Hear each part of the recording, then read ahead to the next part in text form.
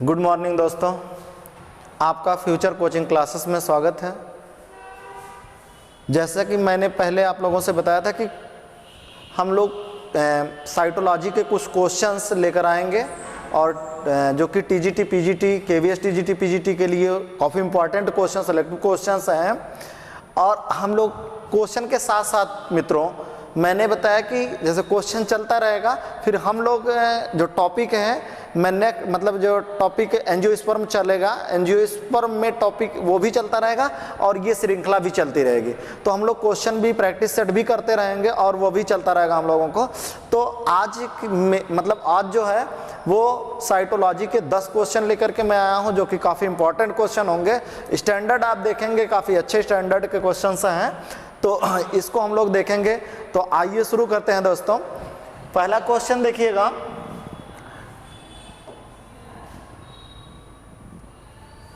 पहला क्वेश्चन हम लोगों का है, to observe chiasmata the most appropriate है दोस्तों। ये appropriate stage of meiosis is.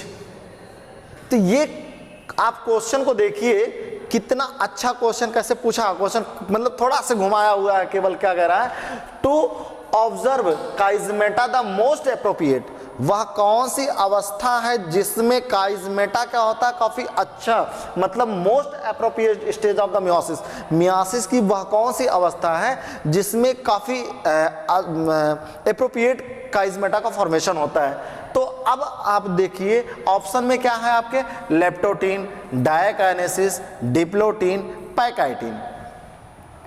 आप लोग मियोसिस के प्रोफेज स्टेज को देखा होगा, यानी कि जो मियोसिस सेकंड है, मियोसिस सेकंड में आप लोगों ने देखा होगा प्रोफेज, मेटाफेज, एनाफेज, टीलोफेज। अब प्रोफेज में 5 सब फेज आती हैं। 5 सब फेज कौन कौन सी आती है, लेप्टोटीन, आपकी लेप्टोटीन है, जाइगोटीन स्टेज आती है, पैकाइटिन स्टेज आती है, डिप्लोटीन स्टेज आती है और डायकाइनेसिस आती है ना। तो ये आपकी 5 जो सब स्टेजेस आती हैं। कह रहा है कि इन किस मतलब इसके किस स्टेज में, मियोसिस सेकंड का प्रोफेज स्टेज है, प्रोफेज स्टेज के किस स्टेज में जो है वो सबसे अच्छा मतलब एप्रोप्रिएट स्टेज है, वो कौन सी स्टेज है जो काइजमेटा के लिए मोस्ट एप्रोप्रिएट है। तो अब देखिए मोस्ट एप्रोप्रिएट पूछ रहा है दोस्तों, तो आप लोग क्वेश्चन देखिएगा और आंसर देने की कोशिश करिएगा। तो ये कौन सी स्टेज है, तो वो बेस्ट स्टेज, अब देखिए कौन सी स्टेज यहाँ पर आएगी। यहाँ पर देखेंगे हम लोग leptotene, diakinesis and diplotene. Diplotene is the best answer, ये काफी सुटेबल आंसर आपका है, डिप्लोटीन स्टेज, जिसमें मोस्ट एप्रोप्रिएट स्टेज होता है काइजमेटा।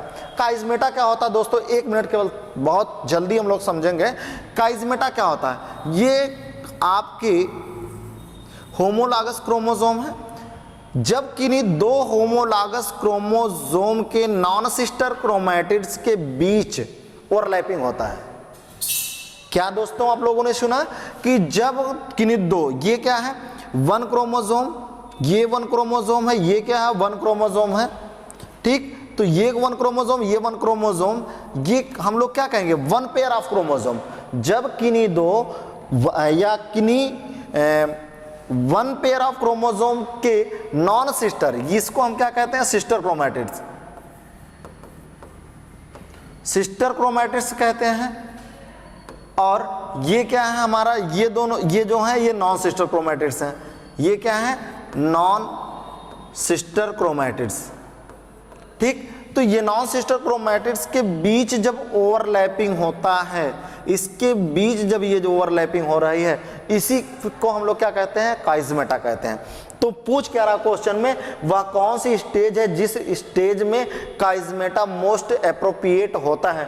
तो वो बेस्ट ऑप्शन आपका क्या है, डिप्लोटीन स्टेज। डिप्लोटीन स्टेज यहाँ पर आप देखेंगे क्या होता है, काइजमेटा जो होता है वो क्या होता है, मोस्ट एप्रोप्रिएट होता है। क्योंकि आगे आप जाएंगे तो क्या होगा, यहाँ इसके बाद जो होता है इस स्टेज में आकर के, जैसे ही इस स्टेज में आएंगे तो यहाँ पर फिर ये जनरेट होना स्टार्ट हो जाते हैं कुछ ऑर्गेनेल्स, ठीक। तो बहरहाल ये कौन सी स्टेज है बेटा, ये बच्चों आपका डिप्लोटिन स्टेज है, the best stage of the most appropriate chiasmata, ठीक।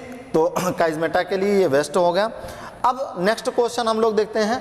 दूसरा क्वेश्चन हमारा क्या है, दूसरा क्वेश्चन है टर्मिनलाइजेशन ऑफ काइजमेटा। देखिए रिलेटेड क्वेश्चन है, काफी इंपॉर्टेंट क्वेश्चन है। Terminalisation of chiasmata takes place during, right.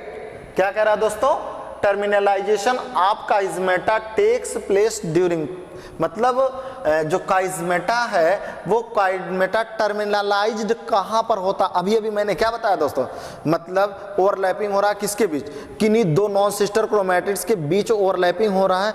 उस जिस पोजीशन पर ये नॉन सिस्टर क्रोमैटिड्स आपस में जुड़ते हैं, मिलते हैं, जहां पर वहीं पर क्या होता है, काइजमेटा का फॉर्मेशन होता है। तो वो किस स्टेज में स्टार्ट होता है, तो मतलब कहां पर स्टेज, कौन सी स्टेज है जहां पर ये स्टार्ट होता है। तो आप क्वेश्चन को देखिएगा और आंसर देने की आप लोग कोशिश करिएगा, आंसर क्या होगा। तो इसके पहले अभी आप लोगों ने देखा कि क्या था, और यहाँ पर क्या है, ये मोस्ट, वहाँ पर मोस्ट एप्रोप्रिएट था, यहाँ पर क्या हो रहा है, टर्मिनलाइजेशन। इस शब्द को ध्यान दीजिएगा कि टर्मिनलाइजेशन कह रहा है दोस्तों, terminalisation of chiasmata takes place during. तो वो अवस्था क्या होती है, डायकाइनेसिस, ठीक। डायकाइनेसिस स्टेज है, क्योंकि हम लोगों ने अभी अभी देखा कि leptotene, zygotene, pachytene and diplotene और डायकाइनेसिस, ये क्या होती हैं, 5 सब स्टेजें होती हैं ना, किसके, मियोसिस सेकेंड के, प्रोफेज सेकेंड में आप देखेंगे ये 5 सब स्टेजें आती हैं, और उसमें डायकाइनेसिस ये क्या है, डायकाइनेसिस ये स्टेज है, यही तो है डायकाइनेसिस। भाई क्या कह रहा है, terminalisation of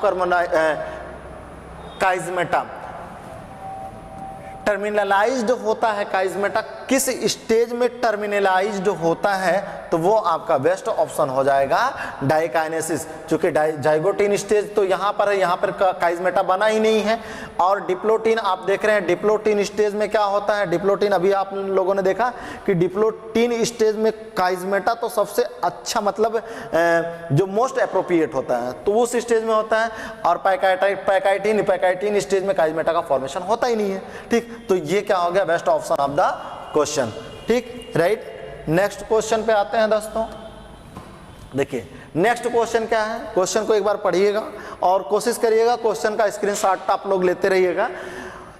next question third है आपका, देखिए, intrinsic protein completely embedded in lipid bilayer of the membrane are accepted to B.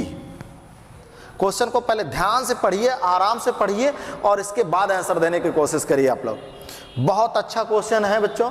यहां पर आप देखिए क्या कह रहा है, इंट्रिंसिक प्रोटीन, किस मतलब प्रोटीन का नाम ले रहा है, इंट्रिंसिक प्रोटीन कंप्लीटली एम्बेडेड, मतलब पूरी तरह से धसी हुई होती है, कहां पर, इन लिपिड बाइलेयर, लिपिड बाइलेयर में, यानी कि प्लाज्मा मेम्ब्रेन में आप लोगों ने पढ़ा होगा लिपिड बाइलेयर मॉडल, ठीक। तो लिपिड बाइलेयर मॉडल में आप लोगों ने देखा होगा बच्चों, क्या होता है, लिपिड जो है बाइलेयर के फॉर्म में पाई जाती है। ये सपोज दैट आपकी लिपिड है और इस तरह से लिपिड क्या है दोस्तों, ये बाइलेयर के फॉर्म में है, ठीक।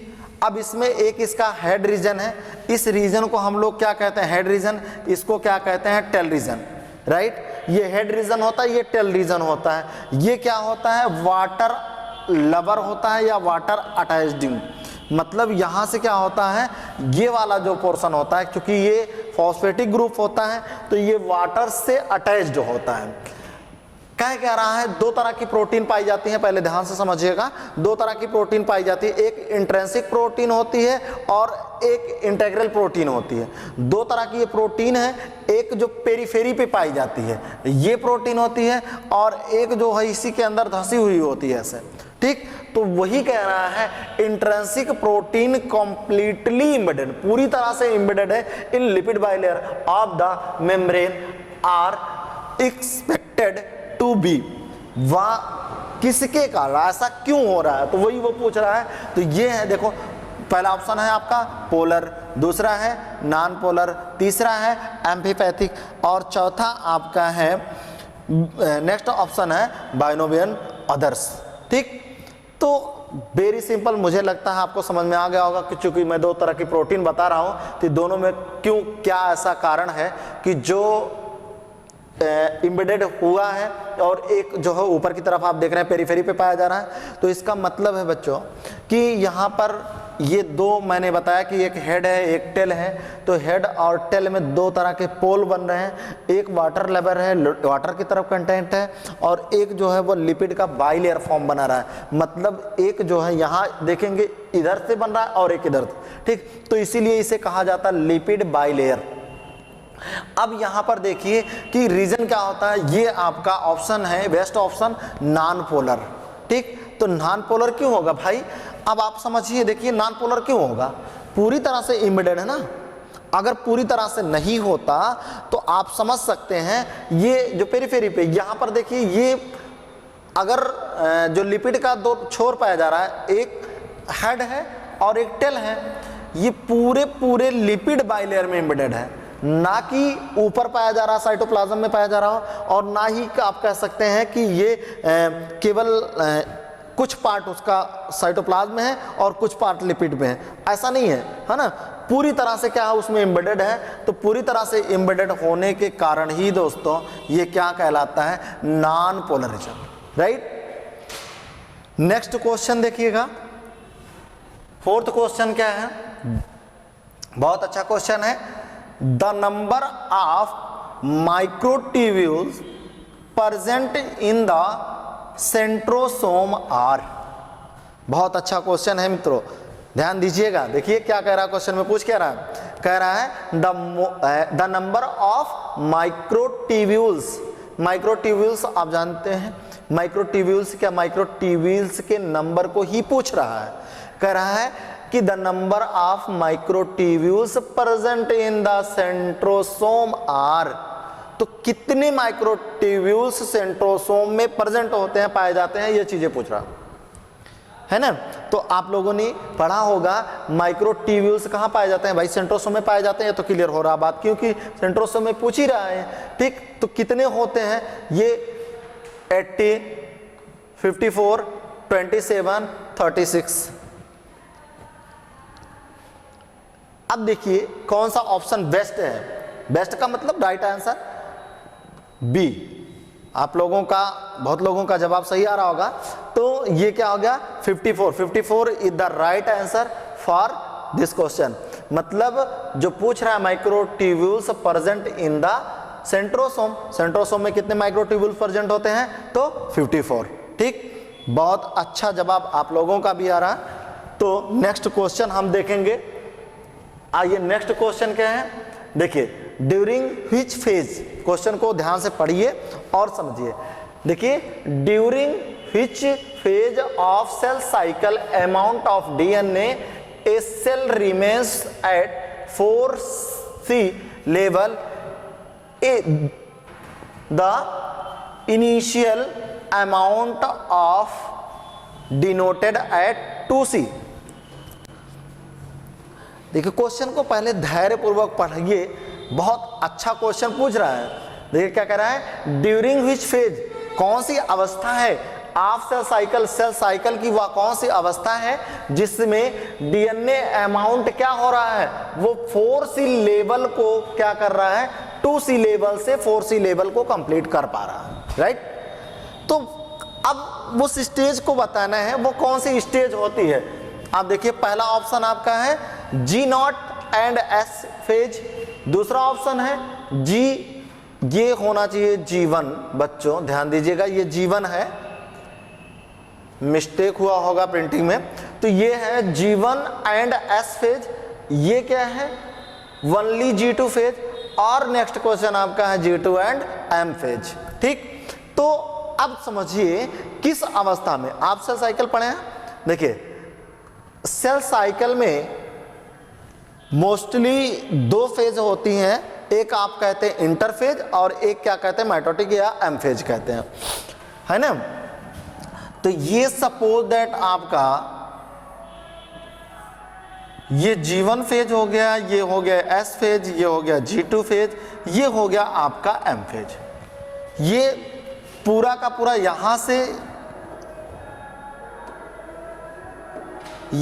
यहां तक का जो फेज होता है उसको क्या कहते हैं हम लोग, ये यहां से यहां तक का फेज हम लोग कहते हैं इंटरफेज।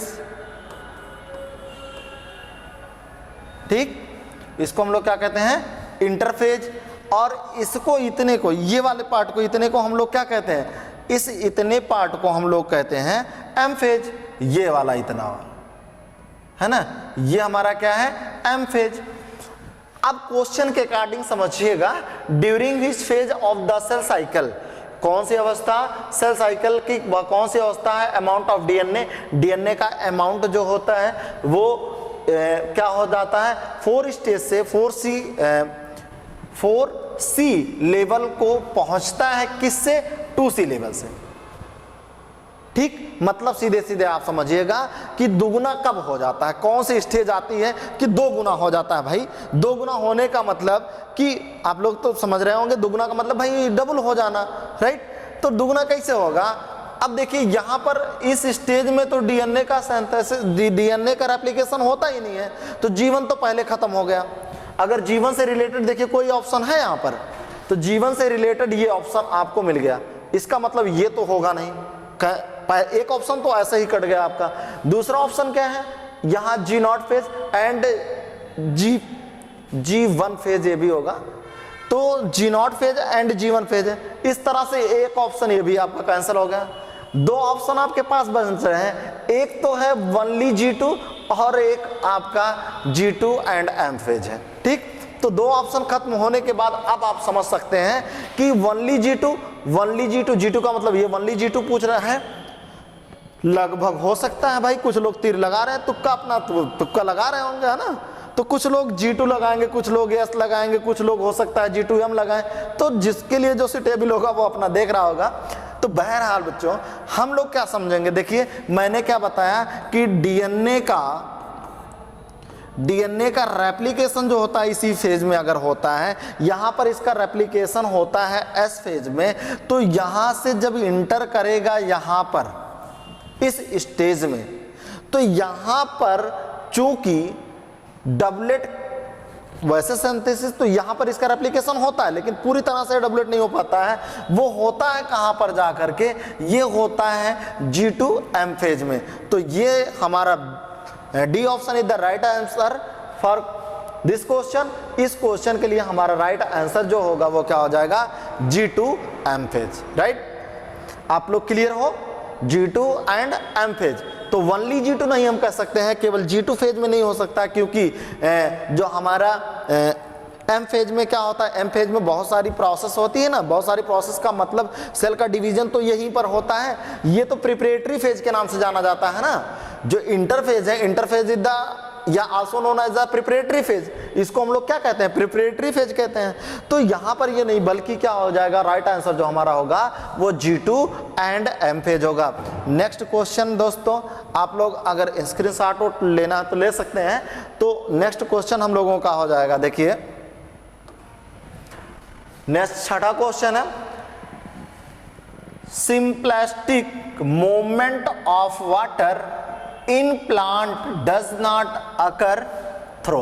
बहुत अच्छा क्वेश्चन है, समझिएगा क्वेश्चन को, आप लोग फटाफट आंसर देने की कोशिश करिए। देखिए क्वेश्चन क्या पूछ रहा है, बहुत माइन्यूट डिफरेंस रखा है क्वेश्चन के बीच में।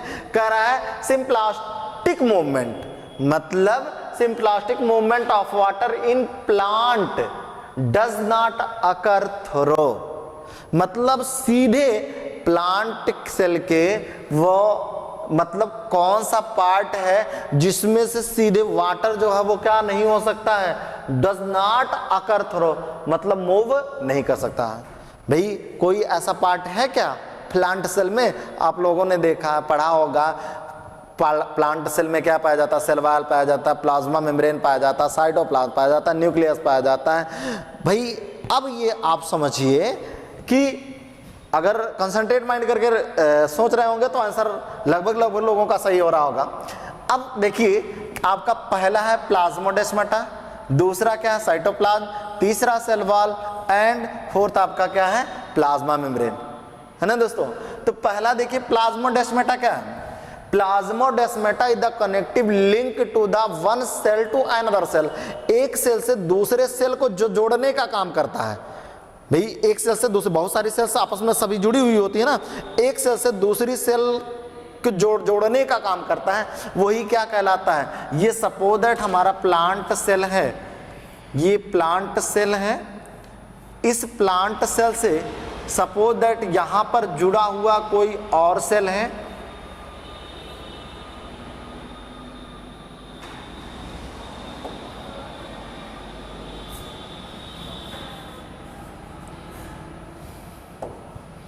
तो यहां पर बच्चों ऐसे सपोज दैट कोई और सेल लगी हुई है,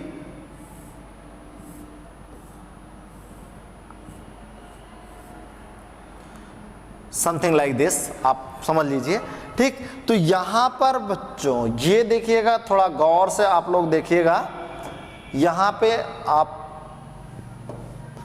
ये वाला पोर्शन ये देखिए, यहां पर कनेक्ट हो रहा है ना, तो ये इसी को प्लाज्मोडेस्माटा कहा जाता है। ये बना किसका होता है, डेस्मोटिब्यूल का बना होता है, डेस्मोटिब्यूल, ठीक, प्रोटीन होती है डेस्मोटिब्यूल जो कि फॉर्मेशन करती है प्लाज्मोडेस्माटा, ठीक। अब प्लाज्मोडेस्माटा इज द कनेक्टिव, मैंने क्या बताया, plasmodesmata is the connective link to one cell to another cell, एक सेल से दूसरे सेल को जो जोड़ने का काम करता है वो प्लाज्मोडेस्माटा करता है। भाई अगर प्लाज्मोडेस्माटा ये काम कर रहा है तो डेट से और है कि यहाँ से तो मटेरियल, इसका मटेरियल इधर से इधर से आ जा सकता है ना, तो जो साइटोप्लाज्म है, साइटोप्लाज्म के अंदर हमारे वाटर पाया जा रहा है, तो ये तो इजीली मूव कर रहा है, तो ये ऑप्शन तो हमारा हो ही नहीं सकता है ना, ये ऑप्शन नहीं होगा। फिर क्या है, दूसरा साइटोप्लाज्म, भाई साइटोप्लाज्म में तो वैसे भी सभी लोगों को पता होगा कि साइटोप्लाज्म तो बिल्कुल नहीं होगा, क्योंकि साइटोप्लाज्म के अंदर क्या होता है, नियर अबाउट 70% जो है वो वाटर होता है, तो ये तो बिल्कुल नहीं होगा, ठीक। तो ये साइटोप्लाज्म भी नहीं होगा। नेक्स्ट आपका आता है सेल वॉल है, और आपका चौथा डी ऑप्शन है प्लाज्मा मेम्ब्रेन। तो प्लाज्मा मेम्ब्रेन के बारे में हम लोग अभी भी डिस्कस किए हैं पहले और दूसरे क्वेश्चन में। प्लाज्मा मेम्ब्रेन क्या होती है, बाइलेयर फॉर्म में पाई जाती है, जो कि जो उसका हेड वाला पार्ट होता है वो क्या होता है, वाटर से अटैच हुआ होता है ना, तो वाटर से वो भी मूव करवा रहा है कि नहीं करवा रहा, तो वो भी नहीं होगा, यानी कि cell wall is the right answer, यानी कि C option is the right answer of question 6। इस क्वेश्चन का जो राइट आंसर होगा वो क्या होगा बच्चों, वो सेल वॉल होगा।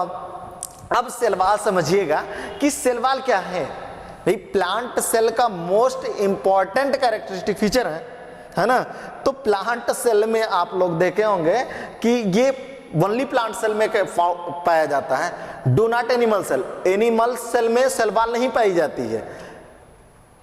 प्लांट सेल का एक कैरेक्टरिस्टिक फीचर है। और दूसरी चीज है, ये क्या करता है, ये रिजिडिटी प्रोवाइड करता है, मतलब उसकी जो कठोरता होती है, आप लोगों ने देखा होगा प्लांट में या पौधों में या पेड़ पौधे में आप लोगों ने छाल देखा होगा, सुना होगा छाल का नाम, छाल ना आप लोग जानते होंगे ना, जो छाल होती है किसी भी प्लांट की, जो छाल होती है वो किसकी होती है, उसी को वो वाला पार्ट जो होता है वो सेलुलोज का, सॉरी सेल वॉल वही होती है, यानी कि सेल वॉल जो है वो क्या होता है, सेल का आउटर मोस्ट लेयर होता है। और इसके बाद क्या होता है, साइटोप्लाज्म, सेल वॉल है, सेल वॉल के अंदर जो है वो क्या आपका पाया जाता है, प्लाज्मा मेम्ब्रेन पाई जाती है। तो वो तो बात की बात है, लेकिन ये आपका बेस्ट आंसर है, यानी कि सेल वॉल ऑफ इन किसी भी, हाँ प्लाज्मोडेस्माटा के बारे में हो गया, साइटोप्लाज्म क्या इसके बारे में हो गया, ये क्या प्लाज्मा मेम्ब्रेन के बारे में भी हम लोग डिस्कस कर चुके हैं। नेक्स्ट क्वेश्चन पे आते हैं दोस्तों। नेक्स्ट क्वेश्चन आपका है, ध्यान से आप लोग पढ़ेंगे, नेक्स्ट क्वेश्चन जो है वो क्या है, देखिए, in which stage does centromere divide into 2, क्या पूछ रहा है, कौन सी अवस्था है कि in which stage does centromere divide into 2, मतलब जो सेंट्रोमियर है वो दो भागों में डिवाइड हो जाता है भाई, है ना, दो भागों में कौन सी अवस्था है जिसमें वो दो भागों में डिवाइड हो जाता है, metaphase first, metaphase second, prophase first, anaphase second. तो कौन सी अवस्था होती है जहां पर ये सेंट्रोमियर यानी कि जो आपका सेंट्रोमियर है डिवाइड इनटू 2 पार्ट, 2 भागों में डिवाइड हो जाती है। तो आप लोगों ने पढ़ा होगा कि prophase, metaphase, anaphase, telophase. Telophase में क्या होता है, ये देखो 2 भागों में डिवाइड होने का मतलब समझ रहे हो ना। सेल साइकिल के दौरान आप लोगों ने देखा होगा कि प्रोफेज में कंडेंस होता है क्रोमैटिन फाइबर, फिर क्या होता है मेटाफेज में क्रोमोसोम नंबर विजिबलाइज्ड हो जाता है, एनाफेज में यहीं पर न्यूक्लियर मेम्ब्रेन का डिसअपीयर होना पाया जाता है, और यहाँ पर एनाफेज आते आते क्या होते हैं रीअपीयर्स हो जाते हैं, 2 भागों में डिवाइड हो जाते हैं। यानी कि एनाफेज फर्स्ट में तो रीअपीयर होना स्टेज हो जाते हैं, लेकिन एनाफेज सेकेंड स्टेज में जो वो पूरी तरह से जो है वो क्या हो जाते हैं 2 भागों में डिवाइड हो जाते हैं। तो आपका ऑप्शन कोई है, ये आपका राइट आंसर हो गया एनाफेज सेकेंड। ठीक, तो anaphase second is the best answer of the question. यहां पर एनाफेज सेकेंड में क्या है कि जो हमारा सेंट्रोमियर होता है, सेंट्रोमियर का मतलब समझ रहे हो ना। अरे भाई क्रोमोसोम में आपके ये वाला पार्ट है ना, इसी को तो सेंट्रोमियर कहा जाता है। ये वाला पार्ट आपका सेंट्रोमियर है। तो यही पूछ रहा है कि यहां पर किस स्टेज में जो होता है वो सेंट्रोमियर 2 भागों में डिवाइड हो जाता है। मेटाफेज स्टेज में आप लोग देखते हैं ना कि वो इक्वेटोरियल प्लेट पर आ जाते हैं, और इसके बाद क्या होते हैं स्पेंडल फाइबर से अटैच हो जाते हैं। द काइनेटोकोर गेट्स अटैच, या आप कह सकते हैं chromosome gets attach to the spindle fiber. यहां पर जब ये स्पेंडल फाइबर से अटैच हो जाते हैं किस स्टेज में, मेटाफेज स्टेज में, ये ऐसे अटैच्ड हो जाते हैं स्पेंडल फाइबर के द्वारा, और स्पेंडल फाइबर की शार्टनिंग स्टार्ट हो जाती है एनाफेज में। और यहीं पर क्या होता है जब शार्टनिंग होती है तो फर्स्ट एनाफेज सेकंड आते आते ये क्या होते हैं ऐसे सेंट्रोमियर क्या करता है 2 भागों में ये डिवाइड हो जाता है। ठीक, राइट, क्लियर। तो सेंट्रोमियर क्या होता है एनाफेज सेकेंड स्टेज में ही सेंट्रोमियर जो होता है वो 2 भागों में डिवाइड हो जाता है बच्चों।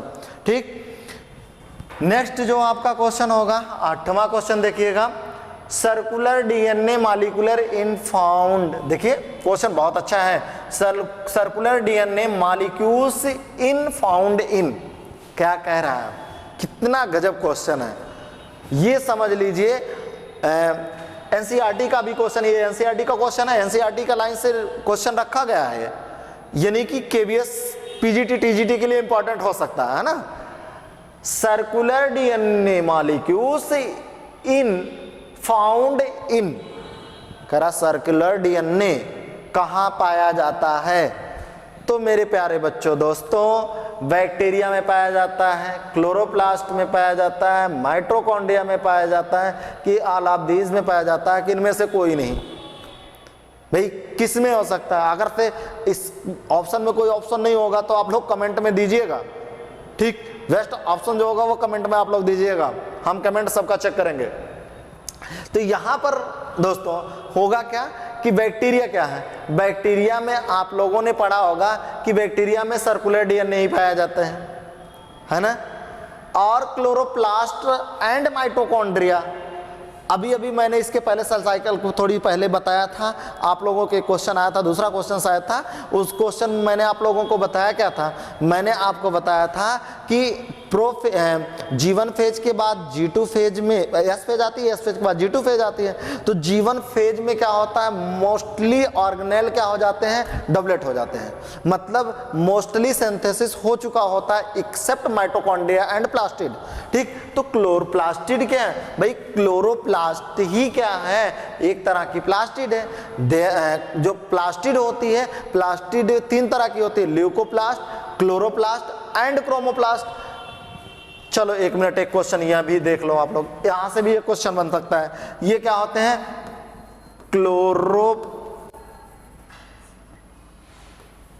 क्लोरोप्लास्ट, पहला आपका क्लोरोप्लास्ट हो गया, दूसरा हो गया क्रोमोप्लास्ट एंड थर्ड हो गया आपका ल्यूकोप्लास्ट। ठीक, ये क्लोरोप्लास्ट का काम तो सब लोग जानते हैं क्या होता है, क्रोमोप्लास्ट क्या करता है, ल्यूकोप्लास्ट क्या होता है। Chromoplast is the providing colour providing agent, मतलब क्रोमोप्लास्ट जो होता है इसी के कारण, यह एक टाइप की प्लास्टिड है, सबको मिला करके आप क्या कह सकते हो, ये प्लास्टिड, इसको हम लोग क्या कहते हैं, प्लास्टिड कहते हैं दोस्तों। अब क्लोरोप्लास्ट का काम क्या आता है, सब लोग जानते हैं कि क्लोरोफिल पाया जाता है जिसके कारण वो ग्रीन होता है, इसीलिए क्लोरोप्लास्ट कहा जाता है। और दूसरा क्या होता है, क्रोमोप्लास्ट क्या होता है, क्रोमोप्लास्ट कलर प्रोवाइड करता है। क्रोमोप्लास्ट कहाँ पर पाया जाएगा, फ्लावर में पाया जाएगा, पके हुए आम में पाया जाएगा, पके हुए टमाटर में पाया जाएगा, मिर्च में पाया जाएगा, ये सब चेंज हो जाते हैं ना क्लोरोप्लास्ट से। हाँ, एक स्टेज ऐसी आती है जो तीनों अवस्थाएं होती हैं, या कोई प्लांट ऐसा है, आप लोग कमेंट में दीजिएगा कि वह कौन से प्लांट का, या प्लांट में कोई फ्रूट, या किसी प्लांट के किस प्लांट के फ्रूट में जो है वो तीनों स्टेजें पाई जाती हैं, या कौन सी तीनों stage, chloroplast, chromoplast and leucoplast, ये तीनों चीजें आप कमेंट में लिख के दीजिएगा मित्रों, ठीक। तो क्रोमोप्लास्ट मैंने क्या बताया कि कलर प्रोवाइड करता है। कैसा कलर प्रोवाइड करता है, जो जैसे फ्लावर में देखेंगे आप रेड होता है, जैसे गुलाब का फूल हो गया, गुलाब के फूल में क्या होता है, रेड कलर आता है, तो किसके कारण आता है, वो क्रोमोप्लास्ट के कारण आता है। ल्यूकोप्लास्ट क्या करता है, स्टोरेज एंड फूड मटेरियल, ये क्या करता है, भोजन को स्टोर करने का कार्य करता है। मोस्टली कहाँ पाया जाता है, ये सीड में पाया जाता है एंड रूट में पाया जाता है। ये मोस्टली जो होता है वो कहाँ पाया जाता है, सीड में पाया जाता है एंड रूट में पाया जाता है, राइट। तो अब क्या है, क्वेश्चन का आंसर देखिए ध्यान से, आप समझिए।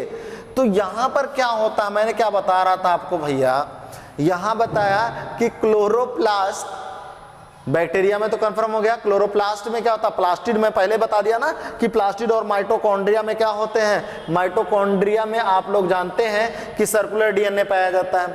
प्लास्टिड और माइटोकॉन्ड्रिया खुद अपने आप में काम खुद कर सकते हैं, इसीलिए उनको सेमी ऑटोनॉमस कहा जाता है। सेमी ऑटोनॉमस क्यों कहा जाता है, क्योंकि वो अपना काम खुद कर सकते हैं, वो सेल के ऊपर डिपेंड नहीं रहते। क्यों, क्योंकि यहाँ पर जेनेटिक मटेरियल के फॉर्म में वो सर्कुलर डीएनए पाया जाता है प्लास्टिड एंड माइटोकॉन्ड्रिया में। तो बेस्ट ऑप्शन क्या होगा, ऑल ऑफ दीज, इसमें से सभी में जो है वो सर्कुलर डीएनए पाया जाता है। राइट आंसर आपका क्या हो जाएगा, ऑल ऑफ दीज। तो भूलिएगा नहीं, क्वेश्चन जो मैं पूछा हूं कमेंट में सभी लोग लिखिएगा, मैं कमेंट चेक करूंगा। नेक्स्ट क्वेश्चन आपका है 9 क्वेश्चन, देखिएगा दोस्तों, ये है बाल्बियानी रिंग फाउंड इन। बाल्बियानी रिंग कहां पाया जाता है, फाउंड इन कहां होता है, पॉलीजोम क्रोमोसोम में, लैम्ब्रोस क्रोमोसोम में, पॉलीटीन क्रोमोसोम में, हेट्रोसोम क्रोमोसोम में। किस क्रोमोसोम में आपके पाए जाते हैं बाल्बियानी रिंग। बाल्बियानी रिंग समझ रहे हो ना, बाल्बियानी रिंग का मतलब ये this is a special type of chromosome. आप लोगों ने स्पेशल टाइप ऑफ क्रोमोसोम में पढ़े होंगे, lampbrush chromosome, polytene chromosome, or giant chromosome के नाम से भी जाना जाता है। पॉलीटीन क्रोमोसोम को एक और नाम से जानते हैं हम लोग, जायंट क्रोमोसोम के नाम से जानते हैं, ठीक। तो बहरहाल इसमें जो दिया गया उसको हम लोग देखते हैं। तो बाल्बियानी रिंग का फॉर्मेशन कहाँ होता है, ऐसे आप लोगों ने देखा होगा कि इस तरह से ऐसे एक पफ का फॉर्मेशन बनता है, ठीक है, यही रिंग हम लोग क्या कहते हैं, बाल्बियानी रिंग कहते हैं। अब बाल्बियानी रिंग ये किसने प्रोड्यूस किया होगा, एक क्वेश्चन ये भी बन सकता है। तो इसको बाल्बियानी नामक साइंटिस्ट ने दिया था, और बाल्बियानी नामक साइंटिस्ट ने जो दिया था वो कब दिया था दोस्तों, वो 1881 में दिया था। 1881 में बाल्बियानी ने जो क्रोमोसोम में एक स्पेशल टाइप के क्रोमोसोमों को देखा, और वो उन्होंने इस कॉन्सेप्ट को 1881 में दिया था, जिसे बाल्बियानी रिंग कहा जाता है। इनके नाम से ही इसे जाना जाता है, इसीलिए बाल्बियानी रिंग कहा जाता है। तो ये आपका पॉलीजोम क्रोमोसोम। पॉलीजोम क्रोमोसोम क्या होता है भाई, पॉलीजोम क्रोमोसोम आप सुने, पॉलीजोम का मतलब समझ रहे हैं। पॉलीजोम क्रोमोसोम क्या है, पॉली का मतलब बहुत होते हैं ना, पॉलीजोम है, लेकिन क्रोमोसोम नहीं, पॉलीजोम क्रोमोसोम। तो ये तो बिल्कुल नहीं होगा भाई।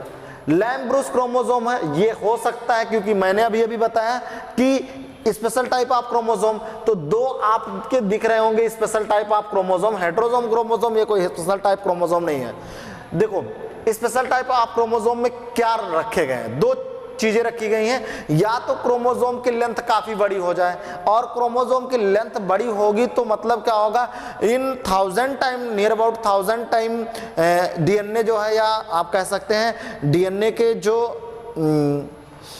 स्टैंड होते हैं वो 1000 टाइम्स अधिक हो जाते हैं, मतलब लगभग 1000 बार अधिक डीएनए जो है वो उसमें प्रेजेंट हो जाता है। यानी कि सीधे सीधे बच्चों का समझना है, मैंने क्या बताया कि जो क्रोमोसोम होगा वो क्रोमोसोम क्या होगा, काफी लंबा हो जाएगा। ऐसे सपोज दैट क्रोमोसोम आपके कई सारे क्रोमोसोम ऐसे जुड़ करके क्या बना लिए, बड़ा सा क्रोमोसोम बना लिए। तो इसमें क्या होगा, डीएनए की संख्या बढ़ेगी ना, अमाउंट ऑफ डीएनए क्या होगा, इंक्रीज होगा। तो डीएनए का अमाउंट इंक्रीज होता है। और दूसरा क्या हो सकता है, दूसरा कंडीशन ये बन सकता है, या तो क्रोमोसोम 60 हो जाए भाई, तो भी स्पेशल होगा, तो भी स्पेशल होगा। अगर बड़ा हो जा रहा, काफी बड़ा हो गया तो भी स्पेशल टाइप कैटेगरी में रखा गया, काफी छोटा हो गया तो भी स्पेशल टाइप की कैटेगरी में रखा गया। तो जो पॉलीटीन क्रोमोसोम और जायंट क्रोमोसोम होता है वो काफी लंबा होता है। लैम्ब्रोस क्रोमोसोम क्या होता है, लैम्ब्रोस क्रोमोसोम में ब्रश लाइक स्ट्रक्चर, आप ब्रश समझते हो ना, ब्रश आप लोगों ने देखा होगा, तो उस तरह के स्ट्रक्चर बना लेता है, तो उसी को हम लोग क्या कहते हैं, लैम्ब्रोस क्रोमोसोम। लांटेन वाला लैम्ब्रोस नहीं समझिएगा आप लोग, ठीक, ऐसा ना सोचिएगा कि लैंप मतलब लांटेन, लांटेन में कोई क्रोमोसोम पाया जाता है भाई, ऐसा नहीं समझिएगा दोस्तों। लैम्ब्रोस क्रोमोसोम का मतलब क्या है, लैम्प ब्रश के समान एक संरचना ये बना लेती है, अर्थात ये दोनों क्या है, स्पेशल टाइप ऑफ क्रोमोसोम में है। तो आपका राइट आंसर आपका क्या हो जाएगा, पॉलीडीन क्रोमोसोम, ठीक। तो पॉलीटीन क्रोमोसोम ही क्या होता है, ये बाल बियानी रिंग का फाउंड पाया जाता है, ठीक। तो यहां पर ये इस तरह के होते हैं, ऐसे ये आप देखे होंगे क्रोमोसोम के स्ट्रक्चर को, तो ऐसे संरचना क्रोमोसोम की कुछ ऐसे पाई जाती है, ये मतलब बाल बियानी रिंग का फॉर्मेशन करते हैं, ठीक। तो कहने का तात्पर्य है कि बहुत सारे क्रोमोसोम आपस में कंडेंस हो जाते हैं, जुड़ते हैं, सॉरी कंडेंस नहीं होते हैं, तो जुड़ते हैं, जुड़ करके क्या करते हैं, क्रोमोसोम की लेंथ को बढ़ा देते हैं। अगर क्रोमोसोम की लेंथ जब बड़ी हो जाती है तो उसी को हम लोग क्या कहते हैं, पॉली का मतलब ही होता है बहुत, कई सारे, ठीक। तो बहुत हो जाते हैं, क्या हो जाते हैं क्रोमोसोम, तो इसलिए इसे क्या कहा जाता है, पॉलीटीन क्रोमोसोम कहा जाता है। और इसके रिंग को क्या कहा जाता है, बॉल बियानी रिंग कहा जाता है। क्यों कहा जाता है दोस्तों, क्योंकि 1881 में 1881 में सबसे पहले बॉल बियानी नामक साइंटिस्ट ने इसको डिस्कवर किया था, ऑब्जर्व किया था, इसीलिए इसे क्या कहा जाता है, इन्हीं के नाम पे रखा गया है। क्या रखा गया है, बॉल बियानी रिंग, ठीक, राइट। अब हम लोगों का नेक्स्ट एंड लास्ट क्वेश्चन आएगा दोस्तों, काफी अच्छा क्वेश्चन है, आप देख करके समझ सकते हैं। क्या विजिबल है, सब लोग पूरा दिखाई दे रहा है? एक मिनट, थोड़ा सा मुझे लग रहा है कि नहीं दिखाई दे रहा होगा। यस, अब दिख रहा होगा ना, राइट। अब थोड़ा से कट रहा था बच्चों, तो अब पूरा दिखाई दे रहा होगा आप लोगों को। देखिए क्वेश्चन को पढ़िएगा, क्या है, choose the code listed below depicting the correct sequence of meiosis prophase। meiosis prophase यानी कि meiosis में, अभी स्टार्टिंग में मैंने बताया आप लोगों को कि meiosis सेकंड आती है, उसमें क्या होता है, प्रोफेज, मेटाफेज, एनाफेज, टीलोफेज आती है, ठीक है। meiosis फर्स्ट होती है। तो meiosis पूछ रहा है, कह रहा है केवल meiosis कह रहा है कि meiosis choose the code listed below depicting the correct sequence of meiosis prophase। एक बार आप लोग आंसर देने की कोशिश करिएगा, आप लोग क्वेश्चन को देखिए और आंसर को देने की कोशिश करिए। चूंकि मिलान करना है तो सभी सही होंगे, ठीक है। मिलान करने की कोशिश करिए कि कौन सा ऑप्शन बेस्ट ऑप्शन के फॉर्म में है, यानी कि सबसे पहले क्या आएगा, लेप्टोटीन आता है। आप लोगों ने देखा ना, मैंने बताया था कि लेप्टोटीन है, जाइगोटीन है, पैकाइटीन है, डिप्लोटीन है, डायकाइनेसिस है, यही ना 5 स्टेजें आती हैं। तो अगर ये 5 स्टेजें हैं तो सबसे पहले लेप्टोटीन स्टेज आएगा। तो लेप्टोटीन स्टेज देखो कहाँ कहाँ पे है, लेप्टोटीन मतलब बी वाला ऑप्शन, बी वाला ऑप्शन कहाँ पे, एक तो यहाँ पे है, एक तो यहाँ है, बाकी को आंख मूंद के गिलट काट दो भाई, नो डाउट, आंख मूंद के आप उसको गलत काट दीजिए, है ना। तो अब आप देखेंगे एक ऑप्शन ये, एक ऑप्शन आप, दो ऑप्शन आपके पास बचे हैं, ठीक। अब आप देखिए दूसरा क्या होता है। दूसरा आपका है, पहला तो लेप्टोटीन हो गया, दूसरा जाइगोटीन दिया ही नहीं है, पैकाइटिन स्टेज है दूसरा आपका। नेक्स्ट आपका है क्या, पैकाइटिन स्टेज। समझ में आ रहा है भाई? अरे बच्चों मैंने क्या बताया, पहले तो आपका क्या हो जाना चाहिए, लेप्टोटीन स्टेज है, लेप्टोटीन स्टेज का आपने देखा और ये कहां पर पाया जा रहा है, पहले दो ऑप्शन में है, बाकी दो ऑप्शन गलत काट दिया आप लोग, आंख मूंद के गलत काट दिए। और तीसरा आपका क्या है, दूसरा स्टेज आपका जाइगोटीन है, जबकि ये ऑप्शन में कहीं है ही नहीं है जाइगोटीन, जाइगोटीन नहीं है, इसका मतलब इसको छोड़ दीजिए। तीसरा ऑप्शन, तीसरा क्या होगा, तीसरे नंबर पे कौन आता है, पैकाइटिन स्टेज आता है। तो पैकाइटिन स्टेज क्या है, कहीं पर है, देखो है तो भाई, पैकाइटिन स्टेज डी ऑप्शन में है। तो डी ऑप्शन क्या है, सीक्वेंस कहीं है, देखो डी ऑप्शन, डी ऑप्शन यहां तो है, यहां है ही नहीं, दो ऑप्शन बचे तो एक ऑटोमेटिक कैंसिल हो गया। इसका मतलब सही वाला ऑप्शन आप जान गए होंगे, है ना। तो इसका मतलब ये राइट आंसर है, लेकिन नहीं, आगे वाला फिर हम देख लेते हैं। और ए वाला क्या दिया गया, देखो ए वाला डिप्लोटीन है, डिप्लोटीन मैंने बताया कि इसके बाद वाला डिप्लोटीन स्टेज है, और नेक्स्ट आपका डायकाइनेसिस है, एंड लास्ट क्या होता है, डायकाइनेसिस स्टेज आता है, ठीक। तो इस तरह से this is a best answer, यानी कि A option is the best option in this question, यानी कि इस क्वेश्चन के लिए ये देखो नंबरिंग 10 होना चाहिए बच्चों, ये 10 है, आप 11 बाई मिस्टेक हो गया होगा। तो ये आपका A option is the right answer. आज के लिए यहीं तक, फिर मैं नेक्स्ट डे में लेके आऊंगा 10 के बाद, फिर 10 से 11 में, मतलब 10 क्वेश्चन, और 10 क्वेश्चन से 15 क्वेश्चन भी हो सकता है। 10-15 क्वेश्चन लेके नेक्स्ट डे में जो है वो 10 या 15 क्वेश्चन साइटोलॉजी के ही क्वेश्चन रहेंगे, और आप लोग पढ़ के आइएगा और फटाफट आंसर देने की कोशिश करिएगा, ठीक है। और इसी के साथ, इन्हीं क्वेश्चनों के साथ हम आज के लिए आज का सेशन यहीं पर क्लोज करते हैं। धन्यवाद। और हाँ, एक आप लोगों से रिक्वेस्ट है बच्चों कि चैनल को सब्सक्राइब करिएगा, वीडियो को लाइक करिएगा, और बेल आइकन को प्रेस करके नोटिफिकेशन आप तक पहले पहुंचे, इसलिए आप बेल आइकन को जरूर दबाइएगा, इस भूलिएगा नहीं। Thank you.